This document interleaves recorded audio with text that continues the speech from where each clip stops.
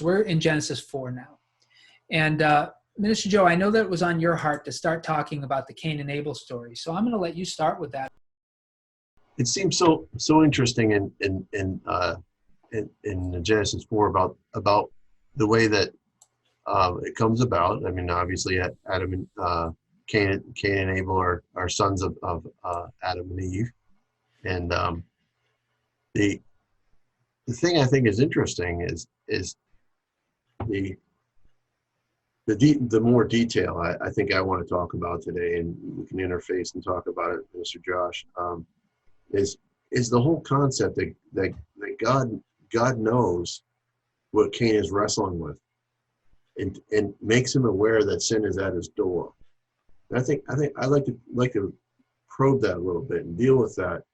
But Cain definitely makes a choice on how to respond to that.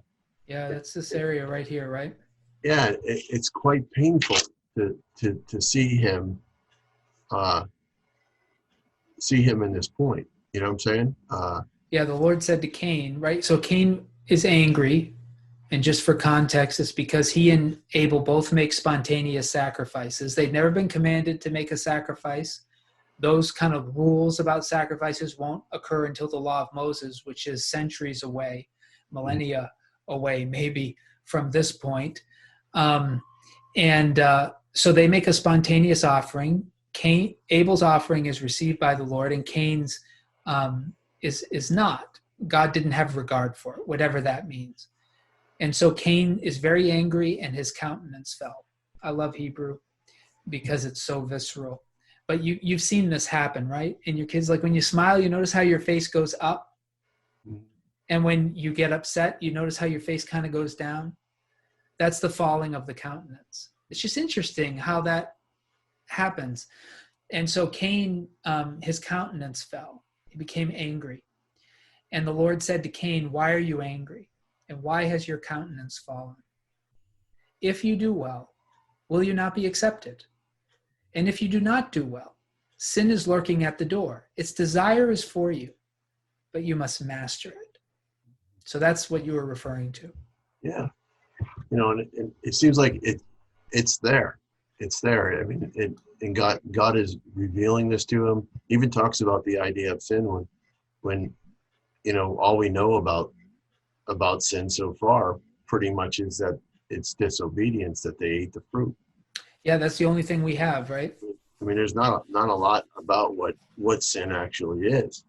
And so he's saying sin's at the crouching at the door, and connecting this whole thing runs me back to James, where it talks about sin starts out as a desire and then gives birth to death, and yeah, this progression.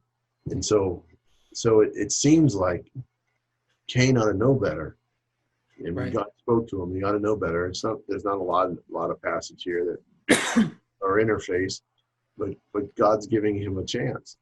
And he does some other things too that are interesting, that we still wonder about after he actually murders his brother. But I want to dial in just a little bit on that idea of sin, because you're right. The Bible, it's easy to think of sin as rule breaking.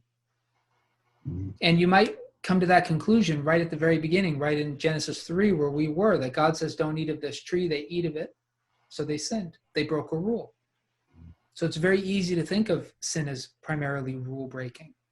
But it's obviously more than that, because Cain's sacrifice, well, first of all, Cain's sacrifice has nothing to do with breaking a rule, because they haven't been given a law. Now, I've heard some people, say that God did give them a law, or because he covered them in animal skins, they had seen an appropriate sacrifice. I've heard that, but that's all between the lines. I like to deal with just what's there.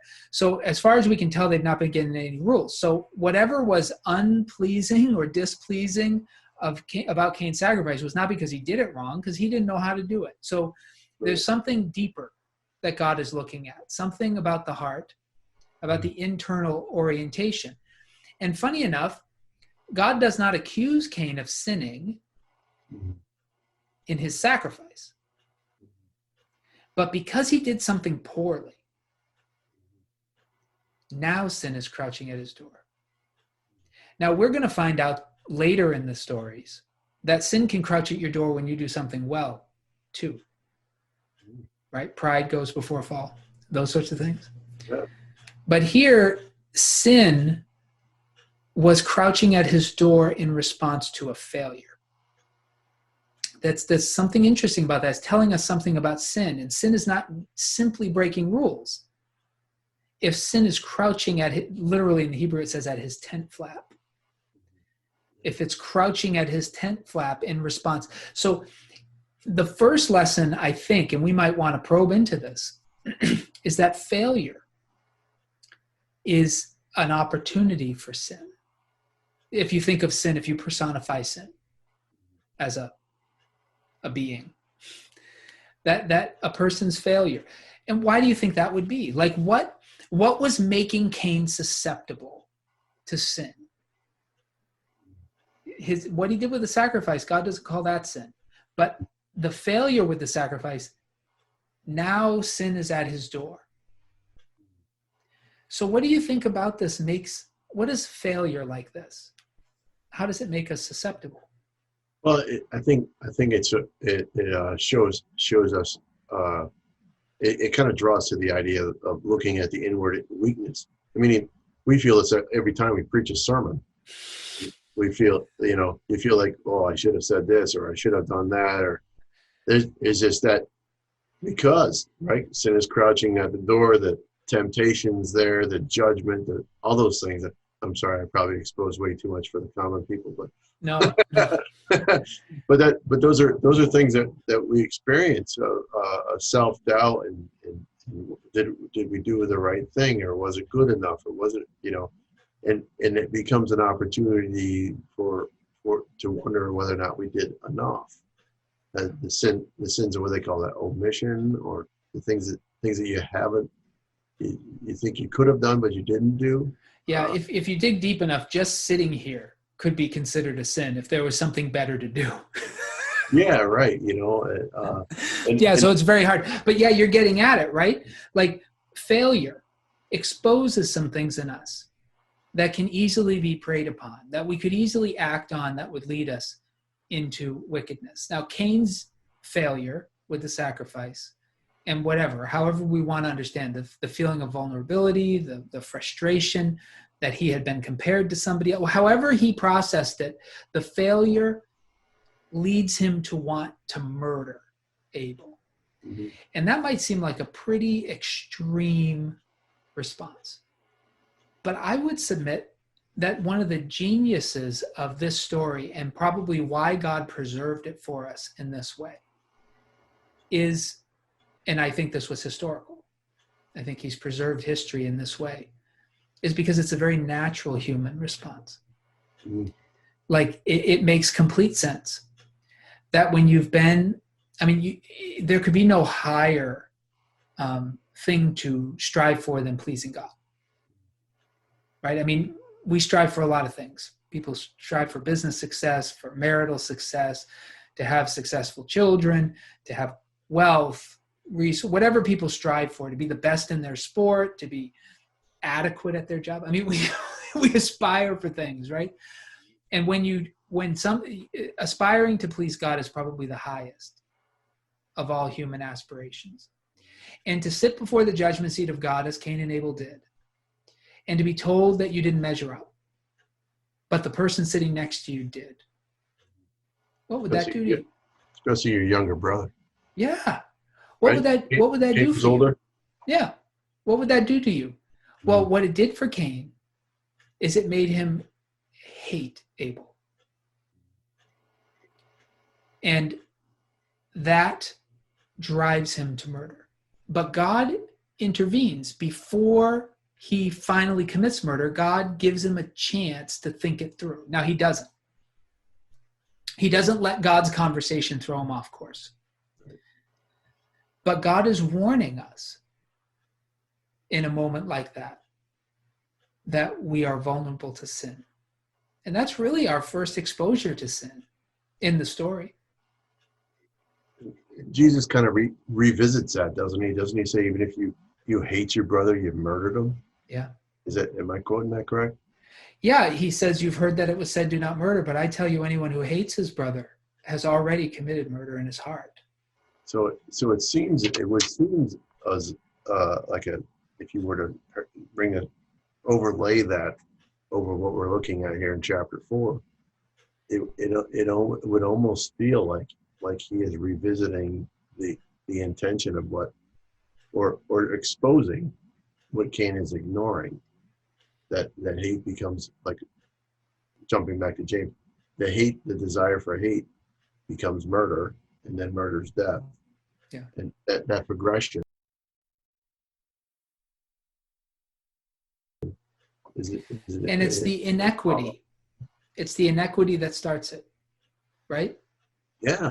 Because God preferred what Abel gave to what Cain brought. And that was inequity. And that leads to murder. But it doesn't immediately lead to murder. And I think that's why we have the story said the way that it does. God intervenes to delay the progress from that to murder by asking Cain to look at himself and beware, but Cain doesn't. So many of us have felt unfairly judged, or unfairly treated, or not appreciated, or disrespected. You could argue that that's all in play here, because that's how. Now, God probably had a purely justifiable reason to say, right, Cain, this is what I expect from a sacrifice, and you didn't measure up. Like, he could maybe, but we're not given that story. All that the story focuses on is Cain's response to not measuring up. Right. And this is, how many times do we do this? We may not go out and murder somebody, but how many times do we gossip about them and try and diminish their value in other people's eyes? How many times do we try to assassinate their character? How many times do we assault a person who has appeared to be superior than we are at something we wanted to be better at? Whatever it is, that's the story. And sin, it's very interesting to me. Sin is not in not measuring up. That's not the sin. But when you are exposed as not measuring up, now sin is crouching at your door. It's almost the response, the response, the response to it, because you have to compare yourself in some ways to other people. And it's sort of like, I've had this discussion with some other people, and this one person was always saying that they wish they were better or smarter or whatever. And I just look at them and I said, well, you can't compare yourself solely to someone else, but you need to measure something. Like if you're running in a marathon, you're never going to win if you're not going to pass the person who's in front of you. Yeah. So you need to be able to prepare but the envy thing is, I think, is so strong here too. It's almost blinding or deafening. Yeah, envy. I mean, so sin is it's a matter of the heart, and in this story, it's about how we process failure, and how we process the revelation that we have done something that's inadequate. And God seems to try and focus Cain on that internal process as the real battle. Cain thinks Abel's the problem. Yeah, like I don't know if you watched this ESPN documentary on the last championship of the Chicago Bulls. I think it's one of their most watched documentaries in history. And it's about Michael Jordan. And it's funny, there are several great players who, the documentary says it this way, says would have won championships if Michael Jordan had not been alive. Oh. And so you have like these guys who they couldn't get over Jordan. That's the way the documentary put it. I'm not making my opinion about it review. That's just the way they put it, that he was their problem. So that's what we have with Cain, right? Cain kind of thinks, if Abel weren't in the world, there'd be no one to compare me to. And God would have to think that mine was good enough because there'd be nobody else. Now, of course, that's not true, because God has his standards. It doesn't matter if anyone meets them. right? But we're under the impression that we're always in a comparison game. That when God thinks about intelligence, he's just looking for the smartest person in the room. And if I could be the smartest person in the room, God would find me intelligent. Or if I'm looking for a life partner, if I'm looking for a spouse, then I just have to be the best looking, funniest person in the room. It reminds me of like a Seinfeld episode where George believes that he has to be funny in order to get this one woman. And so he makes Jerry be not funny so that he will be the funniest one at the table, because he's convinced that this woman has to find him funny. And so Jerry becomes somber and moody and broody and melancholy, and she actually finds that more attractive. So George then wants to change. He's like, you have to be funny. I have to be the moody one, And so it's this idea that we're always being compared to other people, and that our success and our value is based on how we square up with another person. God is liberating Cain from that by saying, what really matters is how I'm viewing you, and how I'm viewing you has nothing to do with Abel. But Cain doesn't buy it. Right. He's still convinced the world would be better without Abel. I'd win more championships if Abel wasn't here. He buys into that concept that eliminate the competition, and then it's smooth sailing. Yeah. And this story is replayed constantly. Constant permutations. Mm-hmm. The guy, a man cheats on his wife, and his wife blames the woman he cheats with rather than her. Right? That's the same story as we have in Cain and Abel. A person doesn't win a championship and this other person wins 6. The reason I didn't win is because of him. You know what I mean? And for here, Cain thinks, if Abel never set a standard that high, we all could have gotten away with my kind of sacrifice. Like Abel's like the curve breaker. If everybody's getting a C, we'd all get A's. But because one A in the group, now we're all getting C's. And that's that idea that in order to have what I have to make sure that nobody has a greater right to it or access to it. That is the Cain and Abel story. And God warns us that trying to do that math leaves us vulnerable to sin. And right back to the tree of knowledge, good and evil. Right. Yeah. And Cain, if you wonder what's in Cain's heart, his desire to achieve and to be better runs through his whole family line. You'll notice that the emphasis in Cain's family is all on technological advancement, discovery. If you bother reading the genealogy in chapter 4, which I know genealogies are boring. Oh, no. But the emphasis in all of Cain's descendants is on what they invent. What they break. Yeah, builds a big city and named it Enoch, right? And then they're like these people that are great musicians that can play all kinds of stringed instruments. Was that Tubal Cain or something like that? Yeah, so like this is verse 17. I'll just jump through it a little bit. Verse 17 of chapter 4, Cain knew his wife, she conceived and bore Enoch. He built a city. So that's the first city built, right? Because there are no cities up until now. So he's the first one to build a city. He names it Enoch after his son.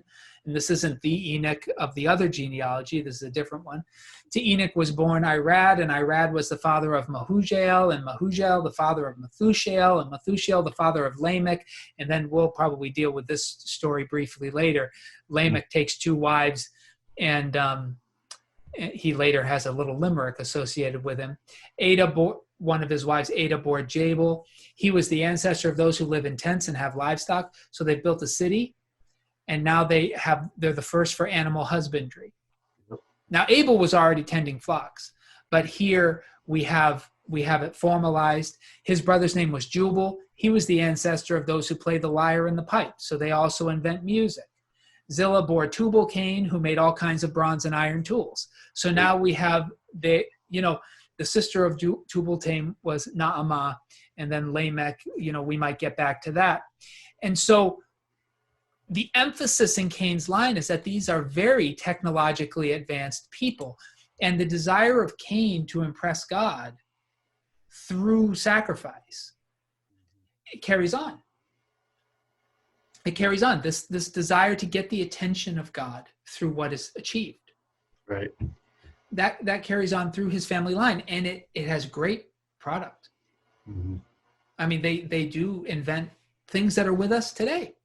Mm-hmm. Metalworking, music, animal husbandry.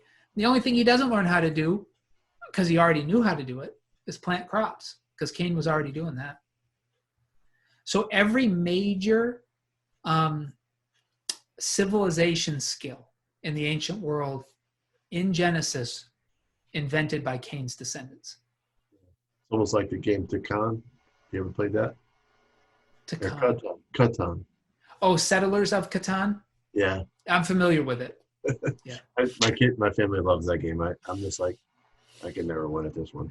I played it once with a good friend of mine who lives in Kansas City, but those kind of board games I'm more of a video game person. I never was into the Dungeons and Dragons or the strategy board game kind of thing. I think the closest I ever got was Risk. Yeah. I like to play games I can win at. Oh.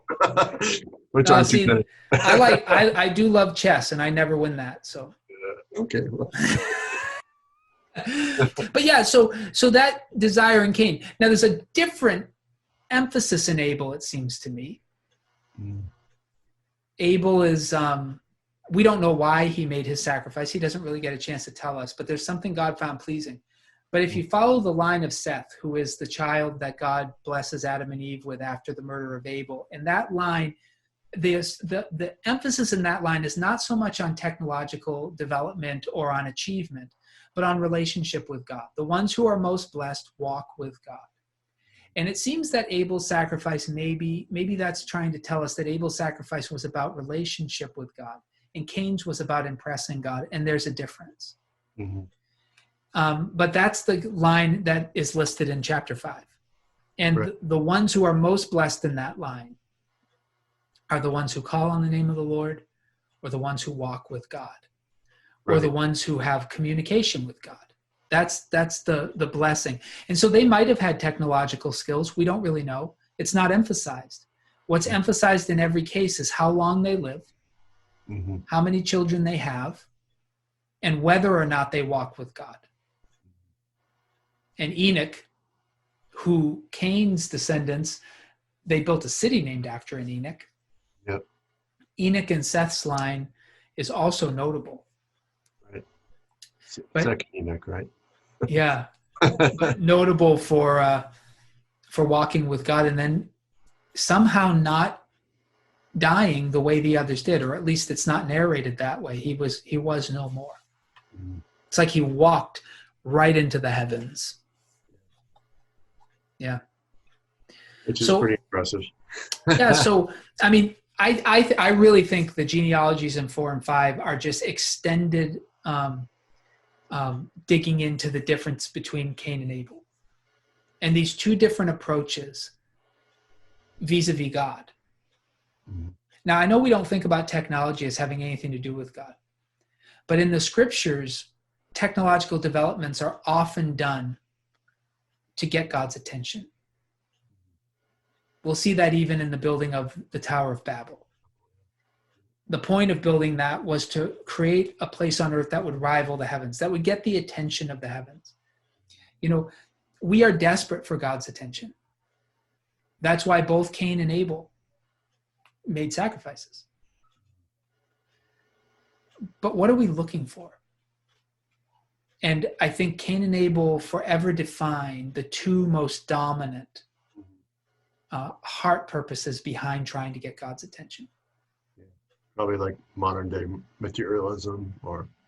Yeah, I think it's got a lot of permutations. But if you've had children, your children always want your attention. Mm-hmm. But you can tell children for different reasons. You know, I don't want to throw either of my children under the bus because they seem to go back and forth in this. I don't think it's always one way or the other, but sometimes it's clear that my children want my attention because they care about me and they want to feel my affection. But other times they just want me to be impressed with them. And you can tell the difference. You know, sometimes it's a blend of those things. You know, nothing's ever solely cut and dry. Yeah. But Cain, when God was disappointed in Cain, like if Cain just wanted God's presence, if he wanted his attention, well, he got more of it than Abel did. He got a personal conversation with God. Abel didn't get that in the narrative. But that wasn't enough for Cain. He didn't seem to care if God was talking to him. Right. He wanted to be the best. Right. And correct me if I'm wrong, but even Jesus in the Gospels, it had to feel good to hear his father say, "This is my son in whom I'm well pleased." Yeah. That had to feel good. And I think, I come from a family where my parents were divorced when I was very young, and that is a strong desire that I have. Yeah, me too. I preached on it this weekend. I want to please God. I mean, or to be heard, "Well done, good and faithful servant." Yeah. But what tests us is how we respond to him saying, "That was subpar." Mm-hmm. I mean, I've heard those words. I am fully aware of times in my life where there's no way God was pleased with what I did. And how do we respond to that? Right. Our response makes all the difference in the world. If we just leave it there, then the reality is we haven't learned anything. And if we can learn something through it, as much as it hurts, the first reaction is usually a finger in the eye, and it's painful. You really don't want to, but if we can be better for it, then it's what the intention is. I think that's what Hebrews is really saying. Like discipline. Yeah. That we talked about in chapter 12. 10 or 12. Okay, yeah. So I want to sort of bring it to a close with a question that we can both think about. Mm-hmm. So I've been trying to be very vague with Cain because we don't know a lot of his internal motivations. But I think the story is written in such a way that some of those internal motivations are revealed by the way his story goes.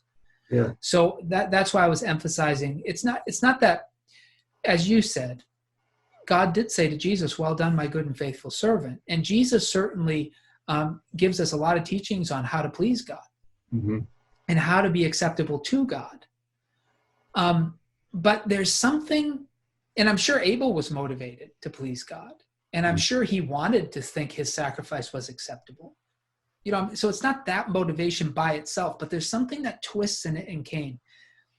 And I think it's mostly about the way he responds to rejection, because I don't think anybody wants to be rejected. I don't think anybody wants to fail.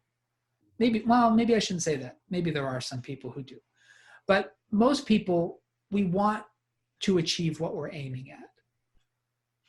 And I think whoever we consider to be the authority figure in our lives, whether our parents, our boss, ultimately God, our spouse, whoever, we want to be acceptable to them.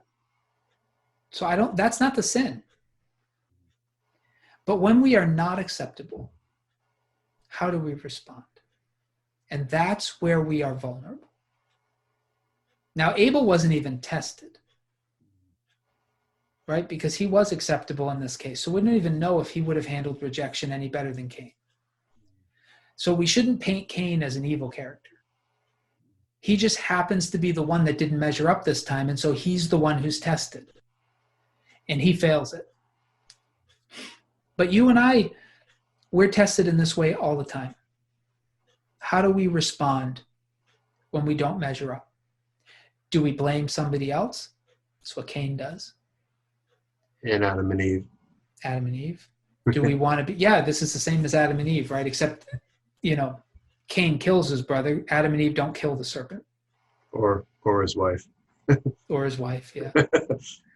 But it's the same. You're right to point out it's the same continuum. So when you and I don't measure up, when we find out someone's better than us, if whether it's somebody chose to marry this person and rejected me, or I got promoted, this person got promoted and I didn't, or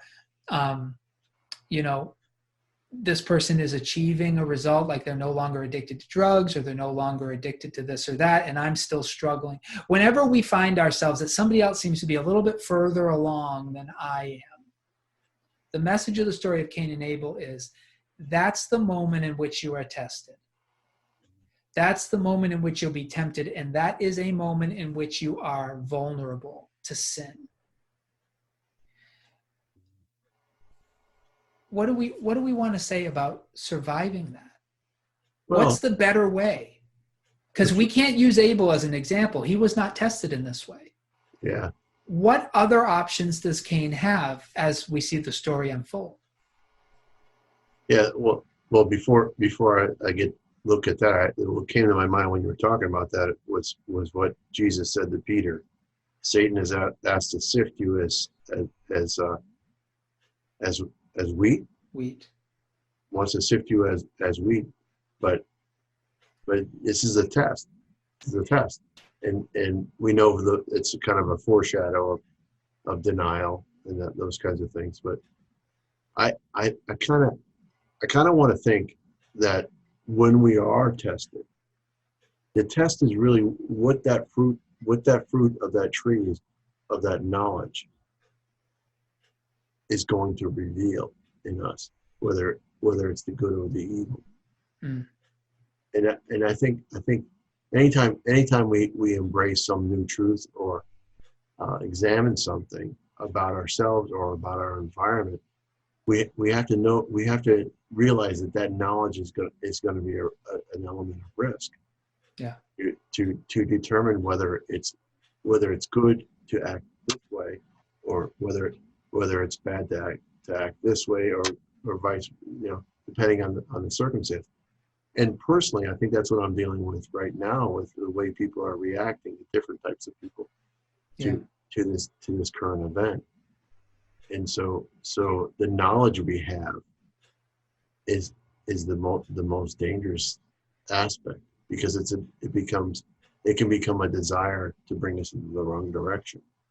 Yeah. I don't know if that's an answer or anything, but it's just there's no real answer. All we can do is interact with it. And yeah, when you said it reminded you of Peter, I thought you were going to go to that scene where Jesus tells Peter that he's going to have a pretty rough life. And he looks back at John and says, what about him? Yeah. Jesus says, if I want him to live forever, that has nothing to do with anything. This is between me and you. That's how I paraphrase what he's saying.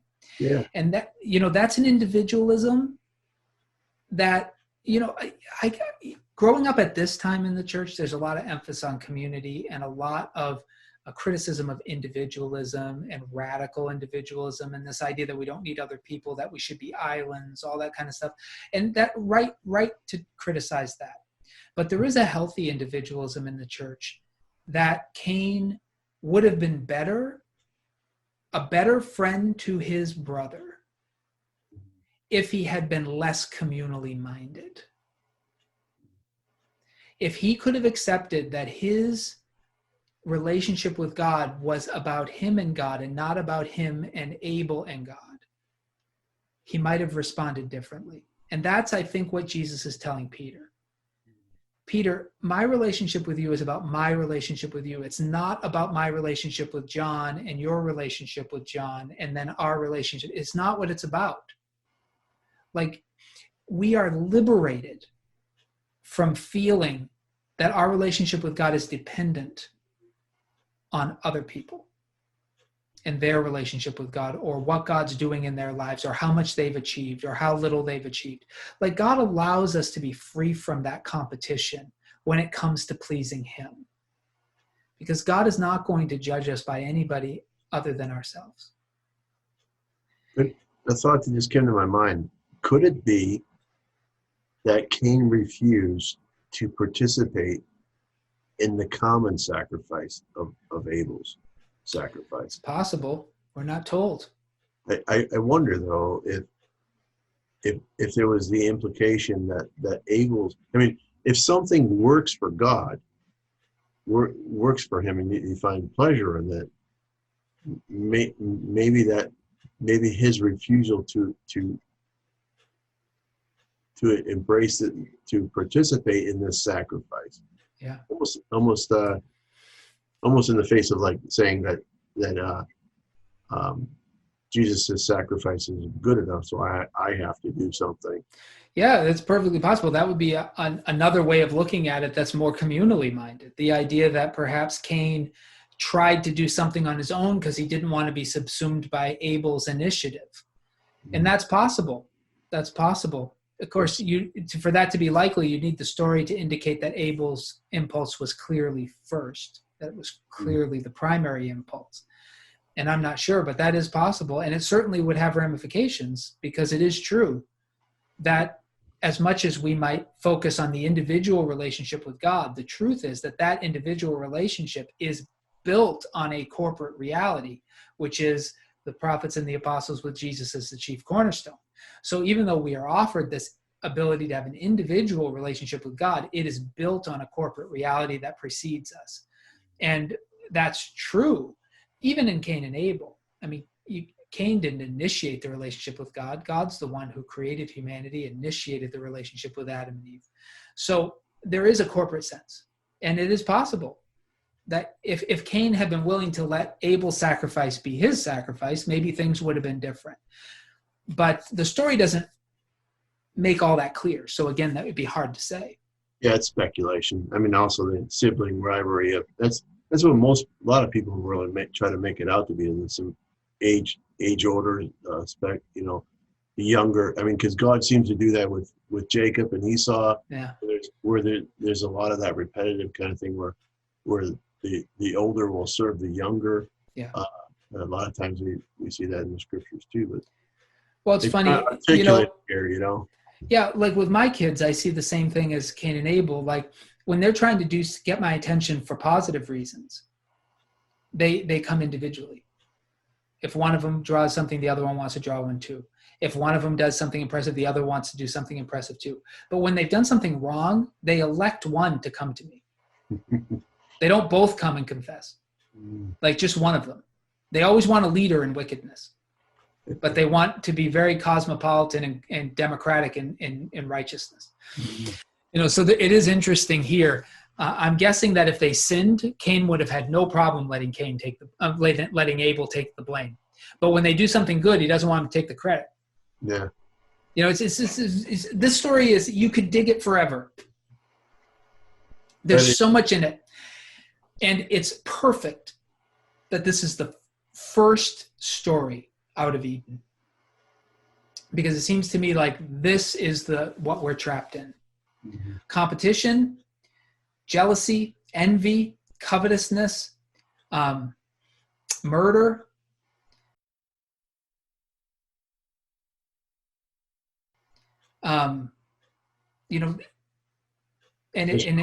It's driven by the one thing we lost. The one thing Adam and Eve had that humanity has never again had is walking with God in the cool of the day. Ever since that sin, the relationship was in breach. And a sacrifice is a desire to reconnect with God. That's what sacrifices are. And they want that. And when Cain comes into God's presence, he gets judged. And that's not what he wants. He wants the experience that Adam and Eve had before they had done anything wrong, when failure was not a part of that relationship. And we're all trying to get back to it. I think even today, I think even with atheists, and sometimes I think there are atheists who are just trying to get God's attention by telling him that they don't believe in him. I once saw an atheist debate, I won't say who it is, but he said he's always willing to be convinced there is a God. He carries a number in his pocket to every debate. And if he could ever meet someone who could tell him what the number was, he might believe. He's just challenging God. Like, I don't think he's really an atheist. I think he's a hopeful theist. I think he hopes one day that God will say that number. Yeah, he hasn't met the mentalist then. Yeah, no, he hasn't met the mentalist. Yeah. That's just manipulative. He wouldn't be persuaded. He probably wouldn't even be persuaded if somebody did pick the number. He'd probably think there was a con involved. But still, I think many of us, I think just like these protests now, you and I were talking about this. In every society, including ours, there is this invisible group that wants to be seen, and protests and sometimes even riots. Though I think in this case, the riots are by a small minority of people just taking advantage of the situation. But the majority of people, they just want to be seen. They want to say, look, you are ignoring us and our plight. And in the end, we might do that to governments or to our neighbors or to our friends, but in the end, we are screaming to the heavens. Cain and Abel wanting God to notice us. And when God doesn't seem to notice us, that's when we're most vulnerable, at least in this story, to evil. You know, those who feel noticed by God, they're not tested. Not in this way. That test will come later. We'll see that with Israel and the kings. Right. But even being noticed by God comes with its own temptations. But in this story, it's the one who felt unappreciated, unnoticed. Because we're still talking about humanity. And that's what keeps the rubber on the road, is that all of us have opportunity to experience this thing called humanity. Yeah. I mean, and we were created, I do believe we were created to be in relationship with God. Mm-hmm. And the breach of that relationship, which we were born into, a world that relationship has been breached long before we came here. But the desire to be reconnected with God, to be noticed by the heavens, to experience a life that seems commensurate with the one that in our bones we know we were created to have, but we cannot access. That is the greatest temptation to evil that probably any of us will ever face. And some of us who haven't been tested like Abel, it's because we are living with some privileges that we're unaware of that make our lives a little less desperate. And so we're able in the story sometimes, we're not being tested because we're being noticed. But what about those who are not noticed? They're tested like Cain is. And we should not be quick to judge Cain. But of course, there's no justification for murder. Right. And he gives in to sin. But notice who God sits with. He doesn't sit with Abel. Mm-hmm. He sits and talks with Cain. God knows how hard this is for Cain. God doesn't minimize it. Mm-hmm. And he tries to help him. He even protects him after. Even protects him afterward. That's what's amazing. Yeah, there's no way for us to compare morally Cain and Abel, because Abel wasn't tested. We don't know how Abel would have done in Cain's position. We just don't know.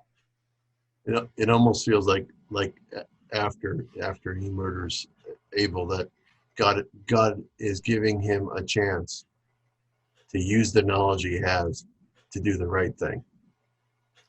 And yet Cain still kind of walks away. He still runs out into a world that he tries to master by his mind and impress God with his achievements. He never really allows God to change his course. Mm-hmm.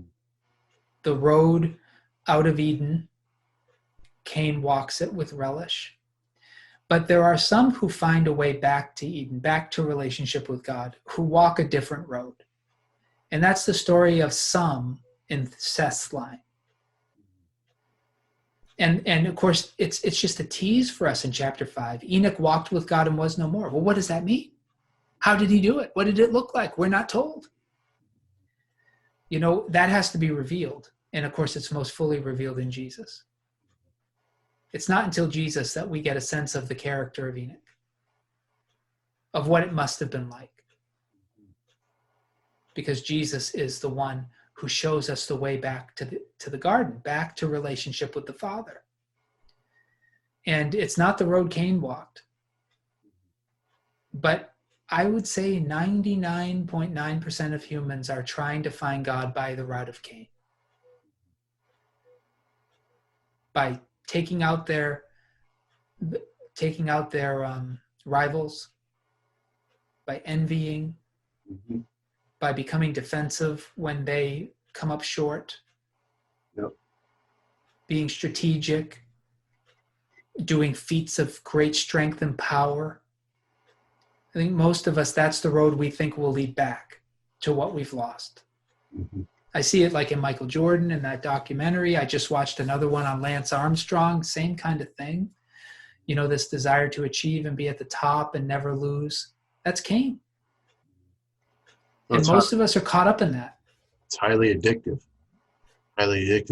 and success orientated. Where, I mean, to win the Tour de France 7 times, that's amazing. Even if you are cheating with steroids. Yeah, or EPO or whatever that stuff was.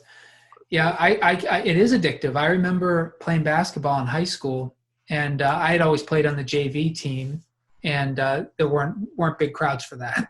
So if I did something impressive, I would hear like my mom going, "Yeah," that was it. Or cowbell. Yeah. But I remember the first time I played a varsity game, and they always had big crowds, and I got a steal and went in for a layup. And the crowd just erupted, and it was an energy like I had never felt before. And I remember thinking as a kid, "Oh, I like this." You were singing that modern day worship song. Do it again. Do it again. That's right. But there is that's an addictive feeling when for one moment you are on top.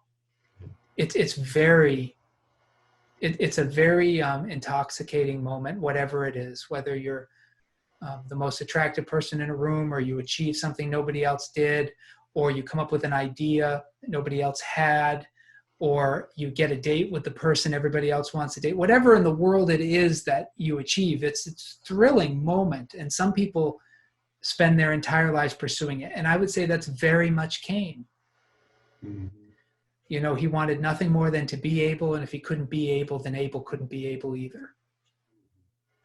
And that road is what most people take. But there is another road out of Eden, walked by some of the people in Seth's line. And it wasn't that road. Cain's road is not the only one. But we're left with so little. Like, Enoch, how did you do it? But we're told in chapter 5, and we need to conclude with this, but I'm going to let you talk about it too, but yeah.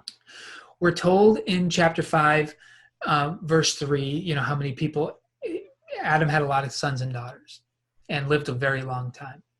And then Seth has, I'm trying to find the particular verse. Where is it?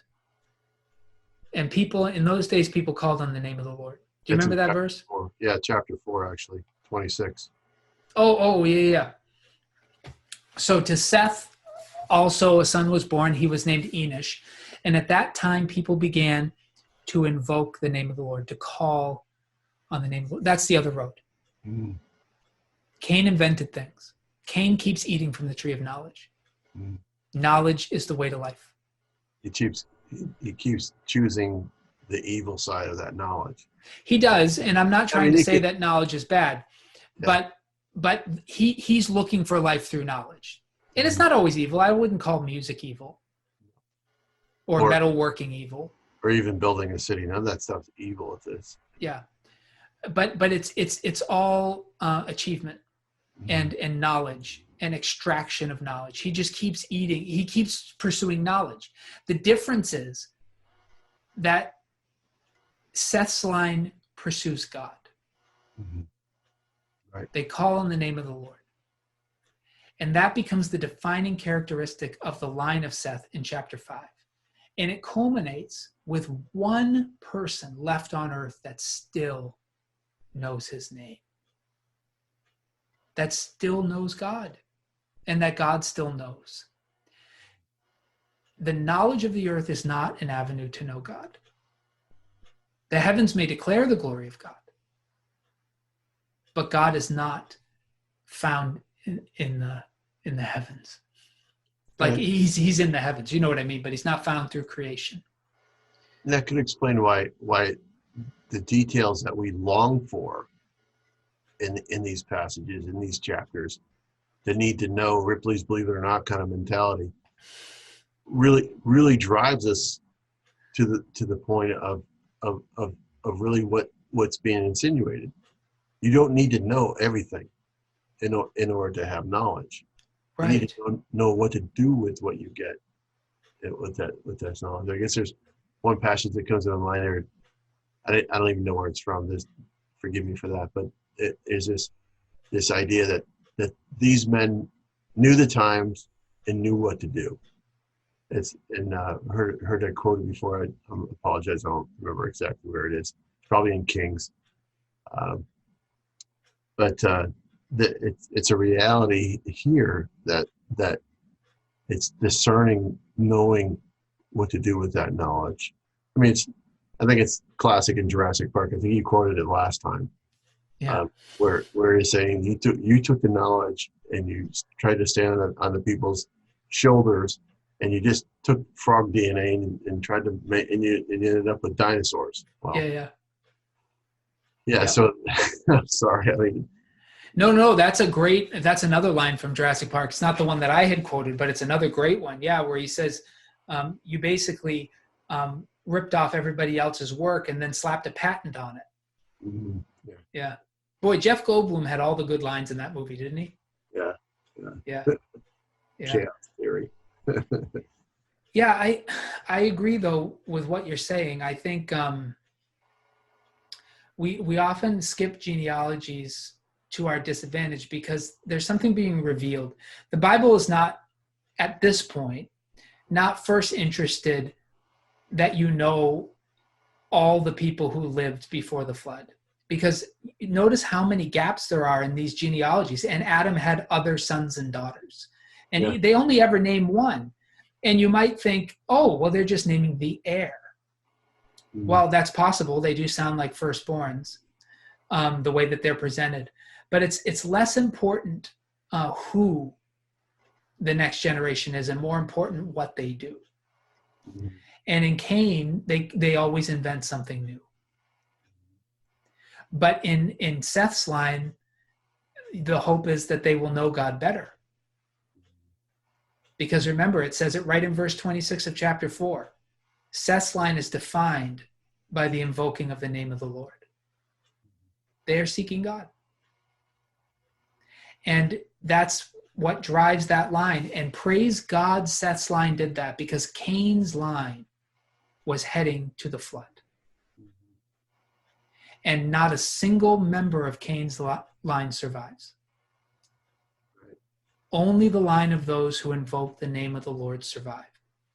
Not the ones with the music and the harps and the cities and the metalworking and the technology, the animal husbandry. They're not the ones who survive. Right. But you would think that's how you survive technology. But that's not how you survive.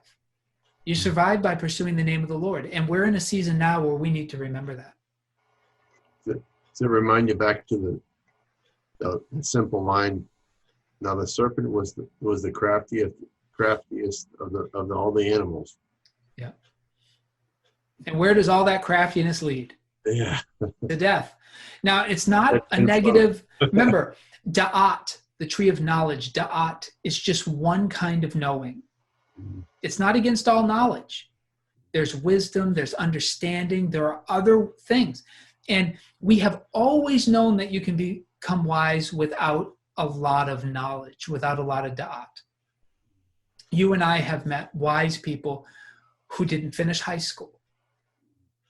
You and I have met wise people who behaved heroically in the most unlikely of circumstances, who didn't know how nuclear fission worked or didn't know how even electricity worked, right?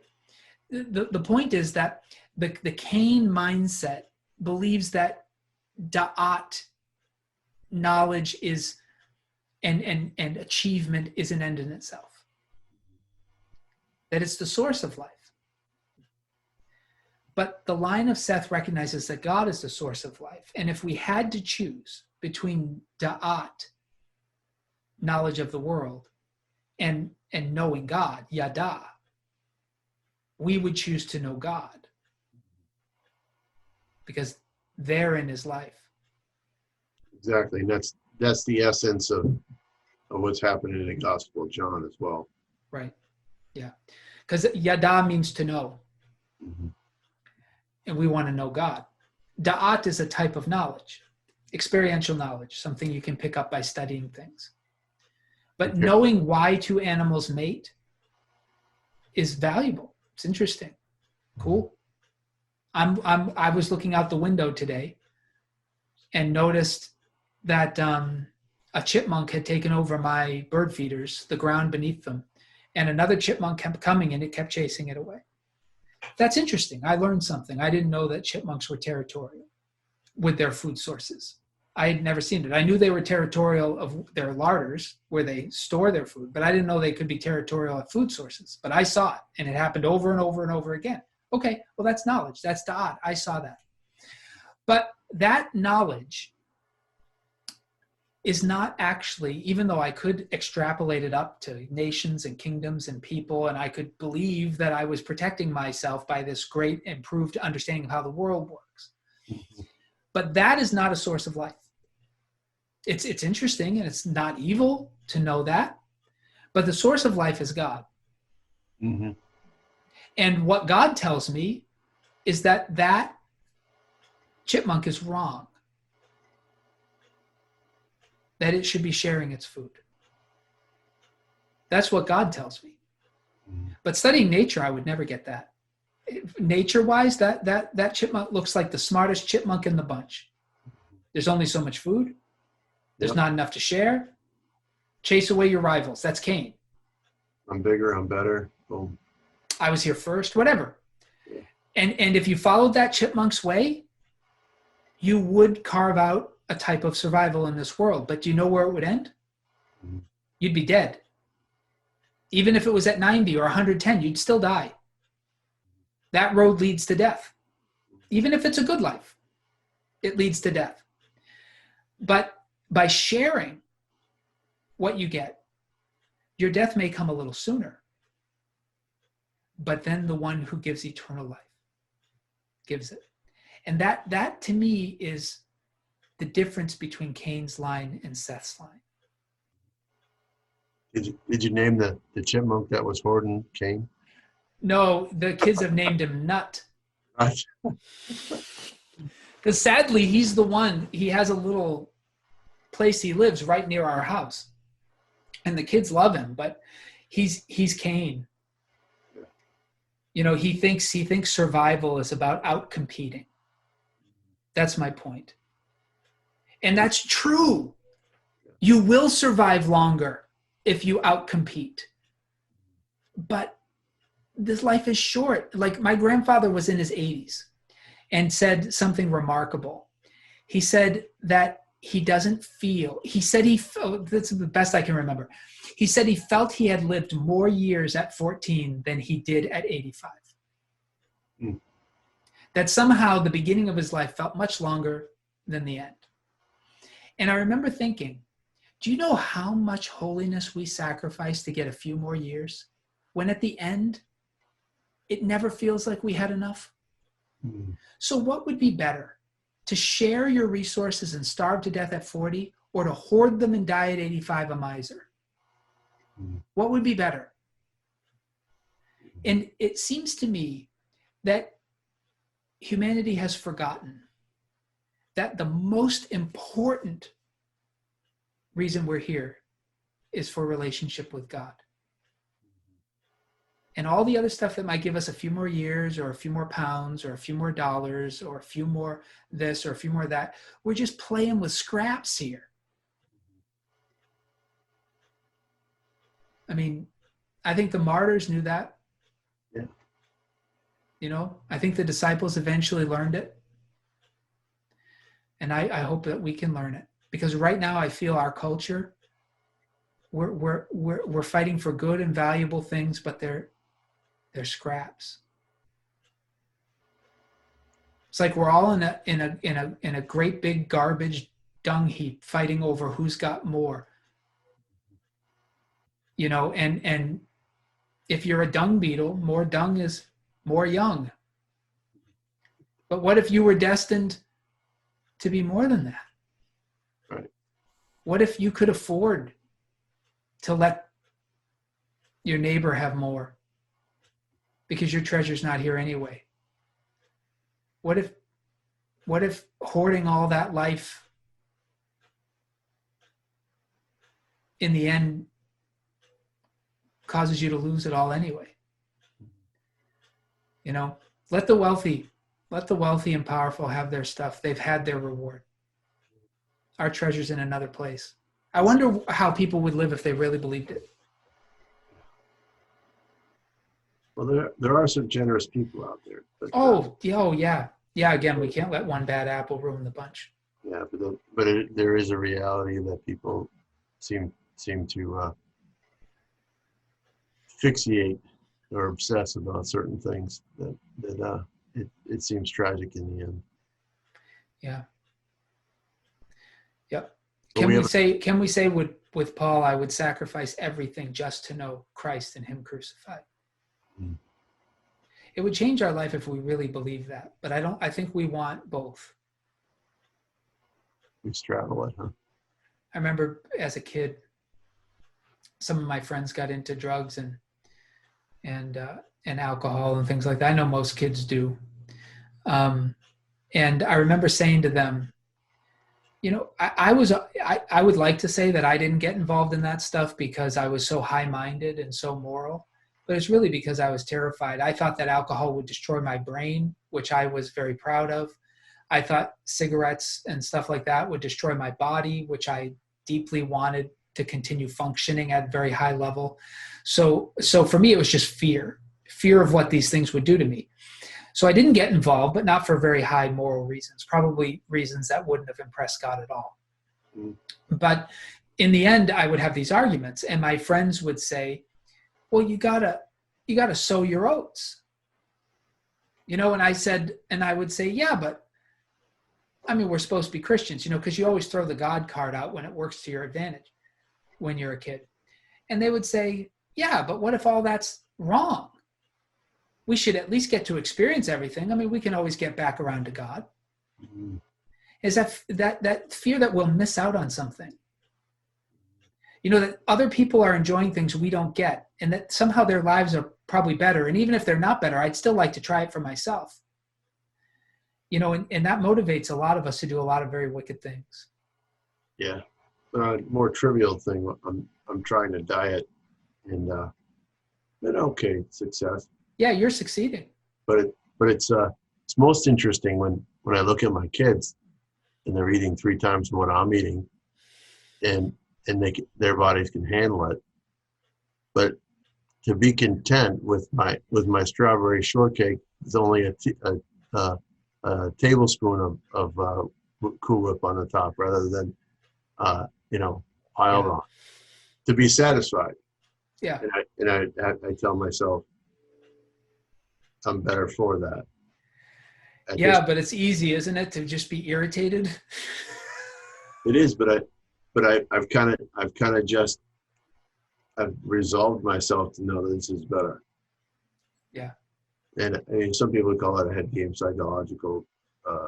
Yeah, but in the end, it's about the sin that crouches at your door that makes somebody else an irritant to you, because they make you wish you didn't have to do what you had to do.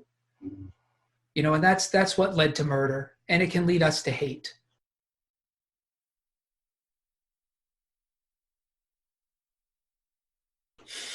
It's worth it, though.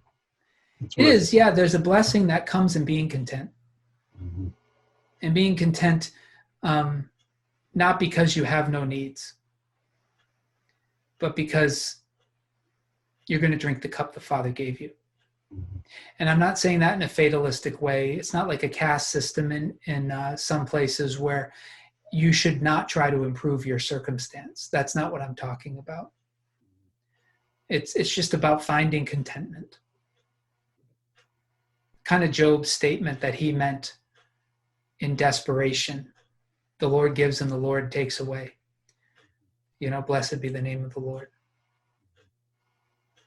You know, of course, Job said that because he had no other choice. It wasn't exactly a great statement of faith. It was more like, what can I do? That's right. But yeah, contentment with godliness is great gain. I read that somewhere. Yeah, sounds familiar. I think the rabbi's name was Paul.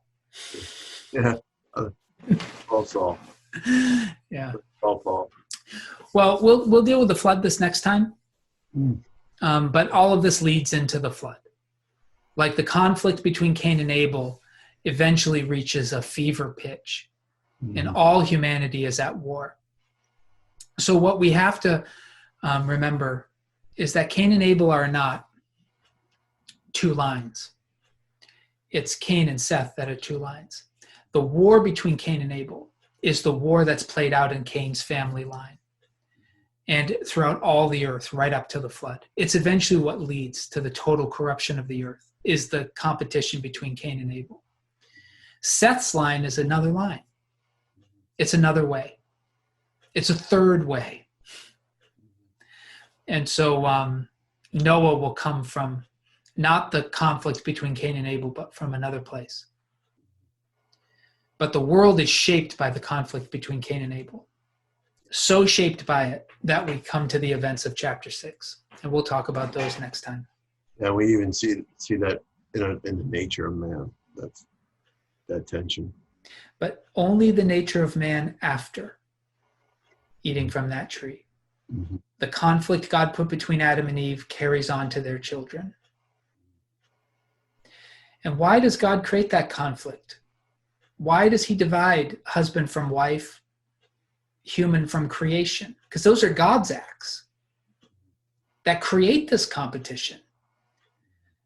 But the logic is revealed to us at the Tower of Babel. Because when humans cooperate in their fallen state, they do horrible evil. So God keeps us divided to save the world. A united humanity given to sin is the most devastating outcome that could be imagined. So sometimes we think Satan divides us and God unites us, but the story of Genesis is quite the opposite of that. It's God who divides, Satan who attempts to unite, because Satan wants to unite us in sin, and God only wants us united in holiness, and that often requires division. So I know that's quite something to end on. You'd have to think about that. It's quite controversial. But it's not Satan who divides them at the Tower of Babel. It's God. Yep. It's not, Satan unites them in nations. Babylon, Rome. Satan loves big monolithic nations. He loves powerful, united human enterprises. He loves that stuff. It's God who keeps breaking us into these small bits and pieces. Mm-hmm. But that's because of the evil in our heart. At Babel, not at Babel, but at Pentecost, the promise of the Holy Spirit and Jesus is that we will be a united humanity again if we are united in the Spirit, not if we are united in accomplishment. So Cain's curse is with us always, to this day. And the battle between Cain and Abel defines all of human history. It is the story. And the rabbis recognize this as well. Because the question that Cain, did you notice the first question a human ever asks God is asked in the Cain and Abel story? Up until then, humans have talked to God, but they've responded to his questions. The first question humans ever asked God was, "Am I my brother's keeper?" And the rabbi said the entire rest of Scripture is an answer to that question. How will we answer it? Am I my brother's keeper?